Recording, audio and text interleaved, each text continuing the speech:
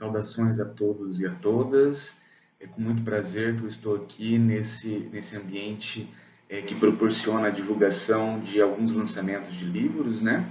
E por isso agradeço a organização do evento, né? O espaço que a Universidade Federal do Paraná proporciona para a divulgação dos nossos trabalhos, né? O livro que eu venho a apresentar aqui, ele tem como título Metodologia da Pesquisa em Educação e Ensino de Ciências e foi organizado por mim, sou o professor Júnior Magalhães, da UEM, e pelo professor Michel Batista, da UTF-PR, do campus de Campo Mourão. Esse livro ele surgiu da necessidade que nós, professores do programa de pós-graduação em Educação para a Ciência e Matemática, sentimos falta de um material mais destinado à pesquisa, tanto em educação quanto em ensino de ciências, né? E nesse intuito, nós dois reunimos alguns pesquisadores e autores de diversas instituições do país para escrever alguns capítulos específicos, né, que derivam da experiência desses profissionais. Gostaria de citar rapidamente, né, as instituições envolvidas, como eu disse, o UEM e o TFPR, né, que juntas proporcionaram a organização desse livro, o IFPR, a UFPR, a Universidade Estadual do Amazonas, a Universidade de Passo Fundo, a Unicamp, a USP, a Universidade Estadual de Roraima, a Estácio de Sá, a Universidade Estadual de Ponta Grossa, a Universidade Federal de Goiás. E agora eu apresento para vocês brevemente a estrutura do livro, né?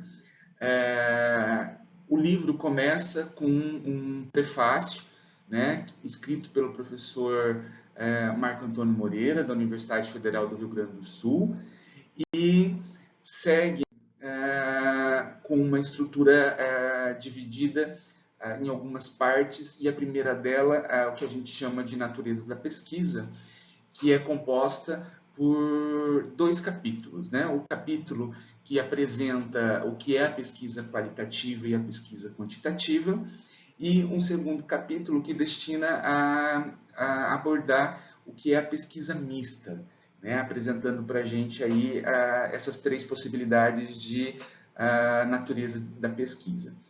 Em seguida, nós temos uma segunda parte que a gente chama de abordagens da pesquisa, onde nós temos alguns capítulos, como, por exemplo, a pesquisa documental, a diferença entre estado da arte e o estado do conhecimento, a pesquisação, a pesquisa etnográfica, né, as representações sociais como sendo uma forma de metodologia, não só como abordagem teórica, narrar, pesquisar e educar em ciências e matemática, estudo de caso, análise de discurso e terminando um capítulo sobre fenomenologia.